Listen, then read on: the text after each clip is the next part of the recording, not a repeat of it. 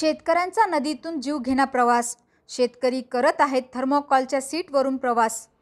नदीत बंधारा बांधल्याने पाणी साचून रस्ता झाला बंद. एका काठावरून दुसऱ्या काठावर जाण्यासाठी शेतकऱ्यांनी केले जुगाड. बुलढाणा जिल्ह्यातील साखरखेडा येथील शेतकऱ्याचा रस्ता हा पाण्याखाली आल्याने त्यांच्या शेतात जाण्यासाठी आता रस्ताच राहिला नाही. परिणामी त्यांची शेती पडीत राहण्याची शक्यता आहे. साखरखेडा ते सवडत या जुन्या रस्त्यावर असलेल्या भोगावती नदीवर मागील उन्हाळ्यात कोल्हापुरी बांधारा बांधला असून त्यामुळे आता नदीत पाणी साचले आणि या पाण्याचा प्रवाह जवळपास 1 किलोमीटरपर्यंत असल्याने रस्ताच पाण्याखाली गेलाय. त्यामुळे या काठावरून त्या काठावर असलेल्या शेतकऱ्यांच्या शेतात जाता येत नाही. बैलगाडी, शेती साहित्य, बी बियाणे, खत काहीही नेता येत नसल्याने अनेकांनी शेती पडीत ठेवली आहे. काही शेतकऱ्यांनी कसेबसे थर्मोकॉलच्या सीट वापरून जुगाड केले आणि पाण्यातून जीवघेणा प्रवास करतात.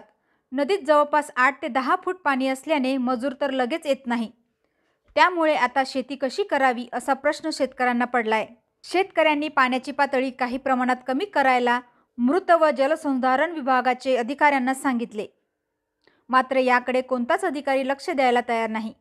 त्यामुळे एकतर रस्ता मोकळा करून द्यावा किंवा पर्यायी रस्ता उपलब्ध करून द्यावा अशी मागणी शेतकरी करत आहेत.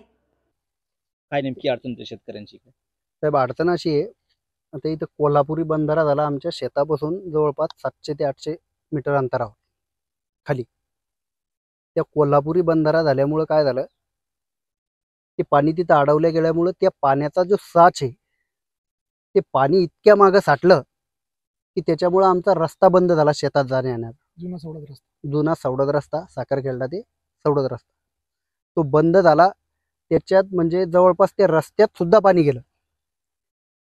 त्या रस्त्यात पाणी गेल्यामुळं आम्हाला शेतात जाता येता येऊन नाही राहिलं.